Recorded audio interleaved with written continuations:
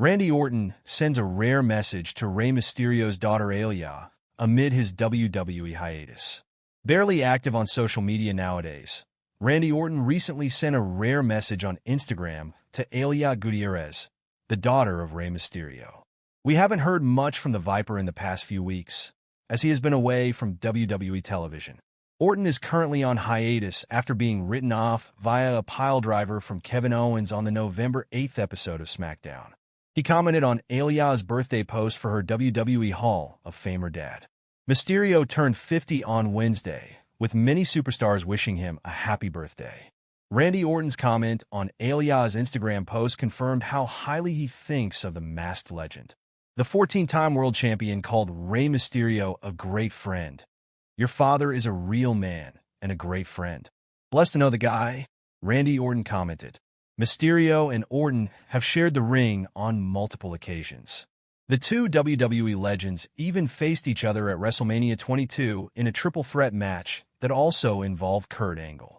Pending the Viper's return to television, it remains to be seen if they will have another match. He will likely be back in time for the Royal Rumble. Dominik Mysterio refused to wish Rey Mysterio a happy birthday. While they're close in real life, Dominik Mysterio still hates his father in storyline. The two continue to take shots at each other, while seemingly building up to a mask versus hair match that was proposed a while back. That would be the ultimate retirement match for Rey Mysterio. Dirty Dom was asked by USA Network's official X/Twitter handle to wish his deadbeat dad a happy birthday. The Judgment Day member's fiery two-word response confirmed there is no love lost between them. Look at the contrast between Rey Mysterio's two children. It remains to be seen when the father-son duo will face each other in the ring next. Dominik Mysterio is yet to win a singles match against the WWE Hall of Famer, although he did pin Rey in a mixed tag team match on a July 2024 episode of Raw.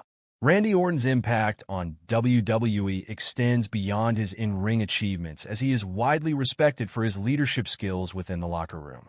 Ahead of SmackDown, a former rival broke character to praise the Viper immensely. Kevin Owens and Orton teamed up several times throughout 2024. The duo even defeated former tag team champions Austin Theory and Grayson Waller of the A-Town Down Under. At the same time, KO and the Apex Predator lost to the Bloodline's Jacob Fatu and Solo Sikoa on an episode of SmackDown. Their partnership disbanded after Owens turned heel on Randy Orton on the October 11th installment of the Blue Brand because of Cody Rhodes. During an interview with Mail Sport, the Prizefighter broke his on-screen heel persona and recent show of brutality towards the 44-year-old and stated that he respected Randy Orton more than any other WWE superstar. As far as Randy goes, there is no one in WWE that I respect as much I respect Randy. That is not a knock on anyone else. That is just a credit to how much I respect Randy Orton, he said. Kevin Owens further praised the 14-time world champion, highlighting his positive influence on the locker room. The former United States champion claimed that Orton's presence motivated others to earn his respect. "He is just a real positive influence in our locker room. When he wasn't here, you could feel it.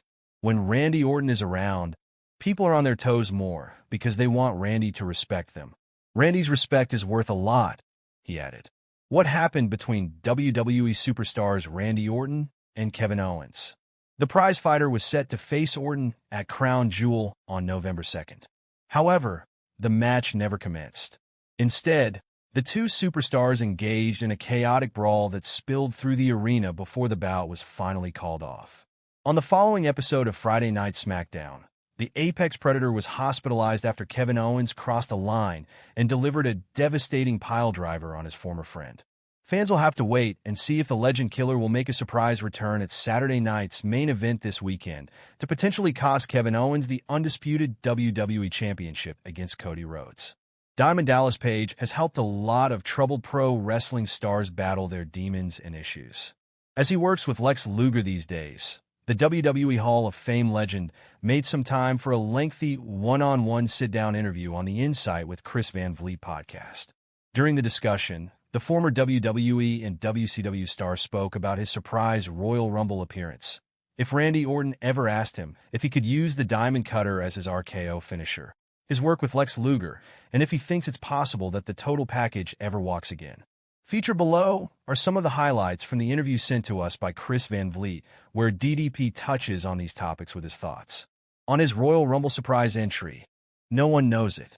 We have the resurrection of Jake the Snake at the Slam Dance Film Festival, the same time as the other big Sundance Film Festival in Park City, Utah. No one knows. I fly up to Jersey and they drive us into Philly. They're having a big party and everybody's saying I'm not there because my throat, oh my God, my throat was so bad. There was an interview on YouTube of me with Larry King and Scott Hall and Jake Roberts, and I blew it out pushing myself too much. So I got enough of a voice to talk, and I get a text from Cody Rhodes. He goes, "How apropos, I will be the first that you hit with the cutter." And it was Cody, and then Fandango, and then the immortal Bray Wyatt. Bring it in, boom, boom, boom. Then P.S. Hayes, the booker, right? He's booking this whole thing. He goes, and then you know what happens? Me and Bubba, who's also going to be in the Rumble, look at each other. Here comes Randy. Hayes said, "So he's going to take you out, me?" And Bubba looked at him like, "Really? Wait a second. The Legend Killer?" Randy, a lot of people have heard me talk about him. One of my favorites of all time. I think the most underrated guy maybe ever in our business. Because even though he's seen here, he could be on Mount Rushmore. I mean, he's had everything, and he's still got the look and the size and the rap and the work and the promo. I mean, again, he's a guy who's gotten all the breaks and freaking kicked their asses. The Legend Killer, but hasn't killed me yet, laughs. I want to take it so bad. I had this vision of the Rumble. He comes down. Here comes Randy. He goes for it, and I get out of it. Then I go for it. He gets out of it, and then it turns into, of course, the RKO. On whether or not Randy Orton asked to use the diamond cutter. Randy wasn't there when I left. I called him later on about it. I wanted him to use it. But he never remembered the phone call because he was coming out of surgery, and it was right around the time that I had called him. He was all banged up because you come out of surgery and stuff. Johnny Ace is really the originator of the one-arm kick-it-out. Randy took it with the jump, and Randy did things with that sh*T that I wasn't athletic enough to do what he did, and I love what he did with it. But my favorite cutter ever, I had him on an interview with me recently, Sammy Guevara and Cody. Before that, it was Frankie Kazarian and Chris Daniels. On working with Lex Luger, when he saw the Butterbean video, we were both at Sting's last match.